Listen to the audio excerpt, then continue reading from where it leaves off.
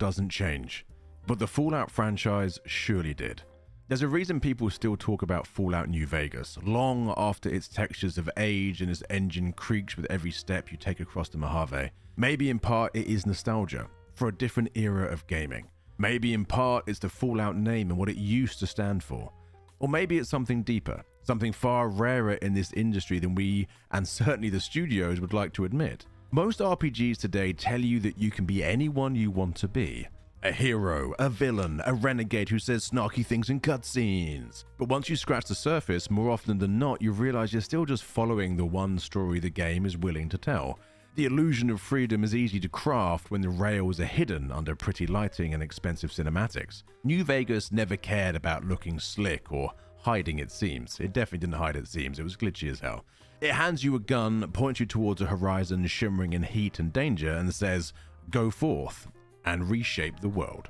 And the thing that makes it special, maybe the thing that makes it the greatest RPG ever made, is that your decisions as you play through the sun-drenched Mojave genuinely matter. Your version of the game by the end will be likely very different to someone else's. Help the NCR and the Mojave shifts under their bootprint. Back Caesar's Legion and you'll feel the cruelty of that choice reflected in every terrified town you pass through. Stand with House or stand alone, each path is a commitment to a wildly different future, not a checkbox leading you towards the same ending regardless. This isn't an RPG designed to make you feel invincible. It's designed to make you feel responsible. Responsible for every faction you anger, every settlement you abandon to its fate, and every person who trusted you and shouldn't have. And that's exactly why most modern RPGs want nothing to do with this kind of design. Because when a world can be genuinely reshaped by its player, you can't protect your story anymore. It also requires a lot more work in narrative design, and well, studios seem to be allergic to that these days. You also have to let go. You have to trust that the player isn't going to break everything you built, or you build it in such a way that it allows them to break it. Obsidian trusted us, and in only 18 months, with borrowed tools, a chaotic schedule, and a publisher breathing down their necks, they created a world that still feels more alive, more reactive, and more personal than almost anything that came after it. Compare that to Fallout 76, which took 4 years to make and another few more to fix. New Vegas isn't perfect. It stumbles constantly, but it aims for something extraordinary, and it hits it more often than anyone had the right to expect. It's the rare RPG that doesn't just tell you a story, it invites you to write your own. And that's why we're here. That's why New Vegas still matters, and it's why in this video we're going to explore how a game this messy, this rushed, and this overlooked ended up defining what role-playing games should be, and why the industry has been running from that challenge ever since. And of course, if you enjoyed deep dives like this, please do like and subscribe. It helps the channel enormously. Or become a channel member and help me with my caffeine dependence. The choice is yours. It's hard to appreciate just how unlikely Fallout New Vegas was. Not just that it succeeded, but that it exists at all. This wasn't a passion project backed by time and trust. It was a contract, a tight one.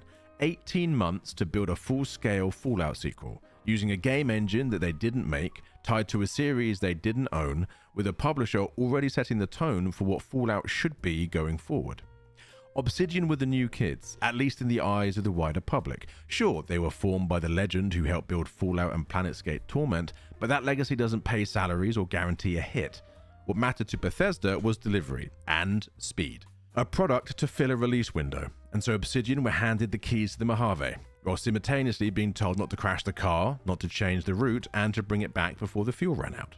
You can almost feel that pressure in the finished game. The cracks show, animations seize up, characters freeze in place, mid-sentence. That's what makes the achievement so staggering. Under the technical instability lies some of the finest RPG design the medium has ever seen. Obsidian had to choose, and choose quickly, where to focus their limited time and energy. They could chase polish or they could chase depth.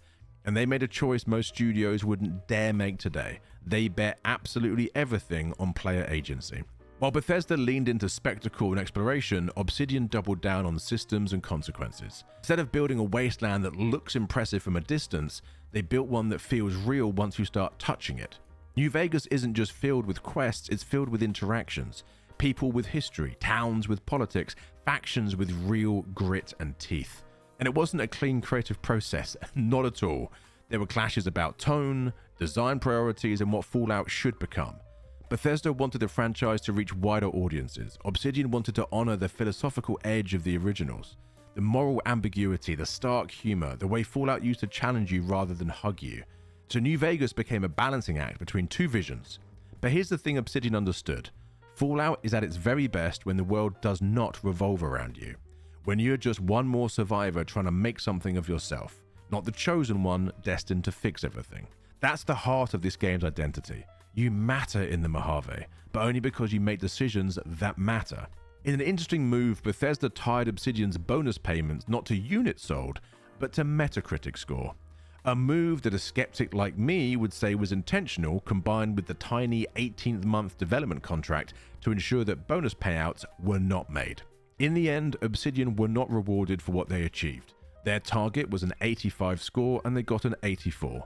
The effect of this long term was layoffs and a policy change for how contracts were agreed to moving forward. But despite this corporate battle in the boardroom, players noticed New Vegas, word spread, and New Vegas didn't just survive launch, it grew into a legend. Because sometimes the greatest games aren't the ones made with unlimited resources and boardroom confidence. In fact, increasingly, I would say the more resources a game has been given, the worse it seems destined to do. Looking at you, Mind's Eye and/or Assassin's Creed Shadows. Sometimes the most successful games are the ones built in spite of everything. The ones that choose ambition over safety and trust a player more than the publisher does. This time I'm looking at you, Claire Obscure. Role-playing games love to tell you that the world is in your hands, that every decision matters, and that you're writing your own story. But in most cases, that promise falls apart the moment you color outside the lines the writers expected you to follow. New Vegas does something much, much rarer. It commits to the fantasy of you. Not a predetermined hero, not an avatar built to act out someone else's morality tale, just a courier, a person who should not matter, suddenly shoved into the messy heart of a conflict that's been brewing long before they arrived. It's a subtle shift, because when the game doesn't begin by telling you you're important, every step you take to become someone feels important. Your identity isn't assigned, it's authored through actions, through mistakes, through the alliances you choose and the ones you betray. The faction system isn't just window dressing, it's the spine of everything about New Vegas, a living reputation network that remembers who you helped and who you screwed over. Wear NCR armor into Caesar's camp and you won't get far. Save a town from raiders and its residents will treat you like someone worth believing in. Shoot the wrong person in a fit of stubborn roleplay improvisation, and we've all done that, and guess what? The world will hold that against you, and so it should. And the beauty of it all is how casually it's presented. The game doesn't pause to lecture you about morality, it doesn't pop up with a good +5 notification like a gold star on a behavior chart. New Vegas respects your intelligence, enough to let consequences unfold naturally. Morality here is not binary. The NCR believe that they're rebuilding civilization, but their progress leaves bodies in the dust. Caesar's Legion promises order and stability, but through a level of violence that is shocking to see. Genuinely, the first time I saw all the crosses and the crucifix, with people on them, I genuinely paused. I wasn't expecting it. Mr. House is a visionary tyrant, a dictator who genuinely might be the wasteland's best hope. And then there's you, the wild card, the person who can walk away from all of it and say, most RPGs fall apart when you stop playing along. New Vegas becomes way more interesting. It's a game where talking is a weapon, which someone like me who likes charisma builds is very happy. Where charisma can literally win wars. Where a low intelligence playthrough becomes its own tragicomedy of misunderstanding and chaos. And the designers planned for that. They planned for you to break things. They planned for you to be unpredictable. They planned for you to actually roleplay. And that's the secret that so many studios are terrified of. When you give players this much freedom, you lose control of the narrative. And Obsidian was brave enough to embrace that loss. In New Vegas, you've never been funneled back to a single right path. There is no cinematic where the villain monologues and the hero saves the day because that's the story the devs wanted. There's only the path you choose, and the world has to live with that and what you did. This is what role-playing is meant to be. Not playing a part someone else wrote for you, but becoming someone the world reacts to. And that's why New Vegas, to me at least, remains the gold standard of narrative roleplay design in games.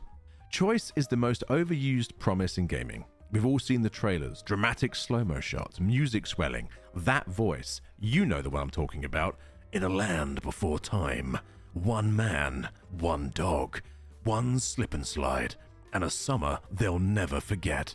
Assassin's Creed 35 Part 2, the sequel, coming soon. But once you've played a few dozen RPGs, you start to recognize the pattern. The game might let you pick either option, but both paths lead straight back to the same ending. The same villain speech, the same final mission with a different color filter slapped across the sky. But Fallout New Vegas doesn't do that.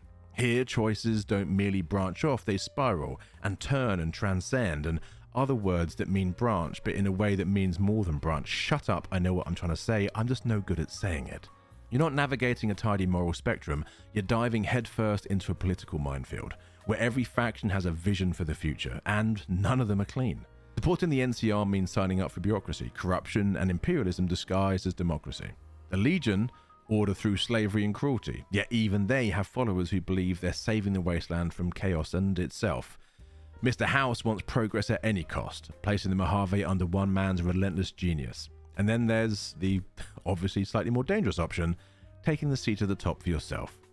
Any of these can be justified, all of them leave scars, and New Vegas doesn't try to guide you toward a good decision, because there isn't one. There's just your decision, and the fallout, pun fully intended, lingers long after you pull the trigger or sign your name. Even the small choices have bite.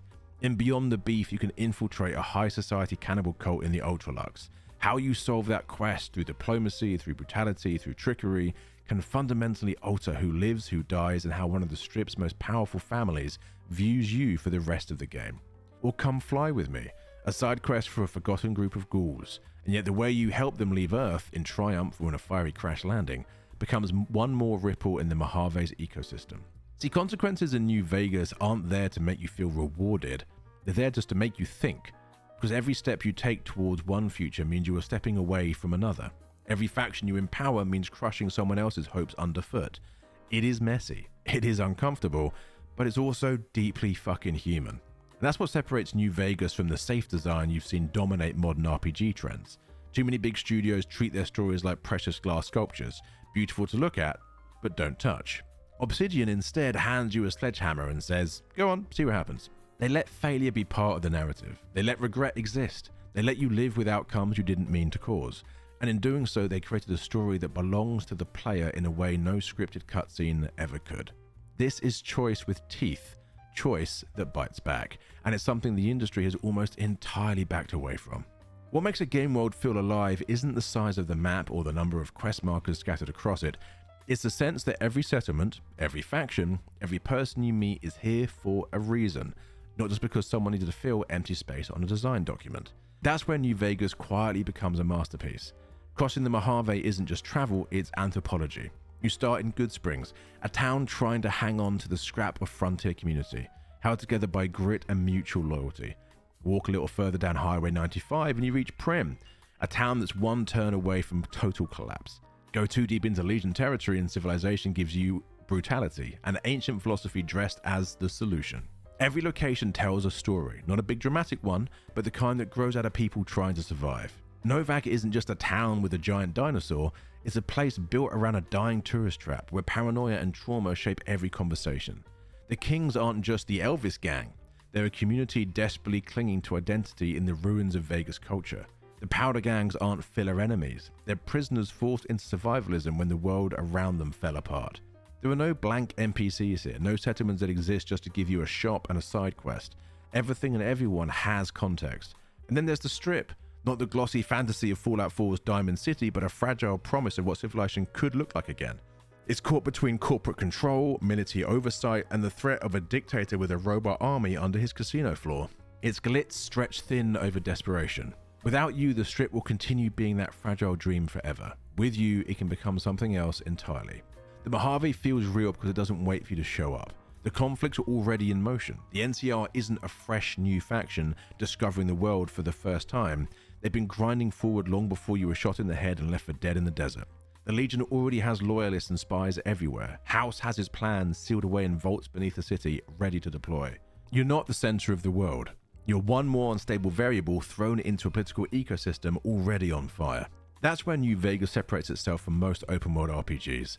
Other games feel like theme parks, attractions waiting patiently for the player to interact with them in the correct order. The scarcity contributes to that authenticity too. Ammo matters, food matters, water matters.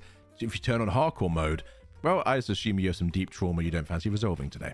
New Vegas understands something simple yet profound. A world only matters if it can exist without you.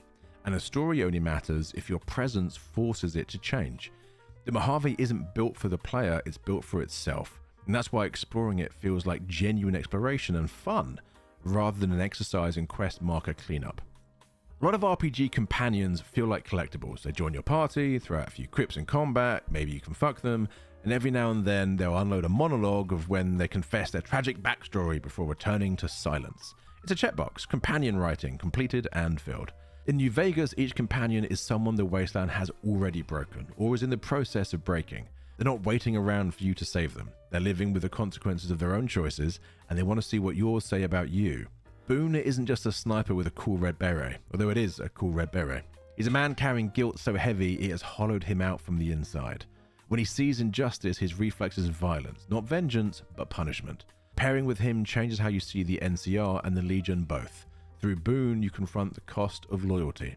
Veronica laughs at the misery of the Wasteland, because if she ever stops laughing, she'll have to face the fact that her family, the Brotherhood of Steel, wants to bury itself underground rather than change. She challenges your beliefs about progress and tradition. With Veronica, you confront the cost of refusing to evolve. Cass drinks to drown out a truth she already knows. Corruption doesn't always come from monsters. Sometimes it comes from flags and contracts and people who pretend to be the good guys. She forces you to look at the NCR not as saviors, but as yet another empire. With Cass, you confront the cost of power without accountability. Raoul is a relic of the pre-war world, a gunfighter who lived long enough to see his legends turn to dust. He isn't afraid of death, he's afraid of becoming useless. Raoul makes you consider what survival actually means when identity erodes. With Raoul, you confront the cost of time. And then there's Lily, a grandmother who can't trust her own memories, a protector who is losing herself one forgotten moment at a time. Lily makes you ask the question every apocalypse story avoids. What happens when the mind collapses before the body does? Their loyalty isn't earned through gifts or dialogue approval meters, it's forged through action, through the way you treat people when things get hard. They judge you based on behavior, not button prompts, and that's precisely how they reveal who you really are as a player. Because companions in New Vegas don't revolve around your journey, they run parallel to it, intersecting it at moments that ask you to choose between who you want to be and what the Wasteland demands you become. They are proof that role-playing isn't about stats or builds, it's about relationships and choices. When a game world reacts to your morality, it's interesting. When the people you care about react to it, it becomes personal. And that's when New Vegas transcends design, not just as a world you explore, but as a world that explores you back. When a game launches broken, it usually fades into the bargain bin and slips quietly into memory, or loudly blows up in everyone's faces, and for the next few months everyone won't stop talking about it. Mind's eye. New Vegas did the opposite. It stumbled out the gate. Bugs, crashes, the engine creaking like it's held together with scrap metal and hope, and yet over a decade later, more people are playing that right now than many brand new RPGs. Don't believe me? Literally right now, at the time of recording this, nearly 3,000 people were playing Fallout New Vegas on Steam. And it came out over 15 years ago. Later on this evening, it will peak at 6,000 players. Again, this game came out 15 years ago. That is not luck, that is legacy. And why is it still played so much by so many to this day? Well, other than it being the best Fallout game ever made, it's also benefited from something some studios hate: modders. And the modding community didn't just patch the game, they adopted it. They fixed the engine, restored cut quests, rebuilt textures, rebalanced combat, and in the process they turned a masterpiece with scars into the definitive version of what Obsidian dreamed it could be. Even today, ambitious community projects like Tale of Two Wastelands, Project Mojave, and the full-scale fan remake Fallout 4 New Vegas speak to the game's gravity. You don't see modders dedicating years of their lives to preserve something forgettable. This is cultural preservation undertaken directly by the community itself. And yet its influence isn't just in how long people have played it, or the fact that they are still playing it. It's in how few AAA RPGs have dared to follow its lead. Because New Vegas set a standard that scared the industry. When players expect consequences that permanently reshape the story, factions that matter beyond cosmetics, morality without author-approved answers, and characters whose trauma doesn't tidy itself up for the finale, well, suddenly non-linear storytelling isn't a marketing bullet point, it's expensive, it's complex, and it's risky. So the industry pivoted. Choice became aesthetic again. RPGs got bigger, more open world, more checklists, more map icons, but less brave, less reactive, and less personal. New Vegas proved what RPGs can be, and immediately after, publishers decided that was way too much freedom to give players and not do that again. But the audience doesn't forget. People come back to the Mojave not because of what it shows them, because of how it treats them. that their decisions matter, that their intelligence is respected, and the world is allowed to break if they push too hard. And that's how a rushed side project turned into the gold standard of role-playing games. It trusted a player more than the publisher trusted its own developers. Obsidian aimed for greatness when they were only expected to deliver good enough. The industry didn't reward that risk, but history did. New Vegas didn't age, the rest of gaming regressed. If you play enough modern RPGs, you start to notice a pattern. The worlds get bigger, the graphics get sharper, the dialogue gets louder and flashier, and yet somehow the experience feels smaller somehow. Like you're being guided down a carefully curated hallway wearing headphones that pretend you're free to roam. New Vegas reminds us of what we've lost. It's not a game trying to overwhelm you with cinematic spectacle or 1,000 repetitive side activities designed to keep you busy. It's a game that looks you in the eye and asks, what are you willing to destroy to shape the future you want? New Vegas gives you power, but never for free. Every alliance, every betrayal, every bullet fired at the wrong time leaves a mark. It's a world utterly built on consequences, a place where responsibility clings to you like dust that refuses to brush off. That responsibility is what modern RPGs often shy away from. Choice without cost is just consumer comfort, but choice with consequence, that's character, that's storytelling, and that, my friends, is role-playing. The Mojave is a reminder that agency isn't truly meaningful unless it's dangerous, unless the people you care about can die, unless your ideas can fail, unless the world can become worse because of you. Most studios aren't willing to risk letting players feel that kind of discomfort. Fallout New Vegas wasn't designed to make you feel like a savior. It was designed to make you feel like a person, a flawed one, a frightened one, but a determined one. In a medium obsessed with polish and perfection, New Vegas remains beautifully imperfect. A scruffy, glitchy, brilliant reminder that the greatest RPGs don't hand you a destiny. They hand you a wasteland and ask, what kind of future will you carve out of it? That is why Fallout New Vegas will always matter. Not because it's comfortable, not because it's safe, but because it doesn't care whether you're the hero. It cares whether you're willing to take responsibility for the role that you choose to play. That's everything I have to say about Fallout New Vegas. If you have enjoyed this deep dive, please do let me know in the comments down below. And if you disagree with me about New Vegas, let me know in the comments down below. And as always, until next time, something, something, something.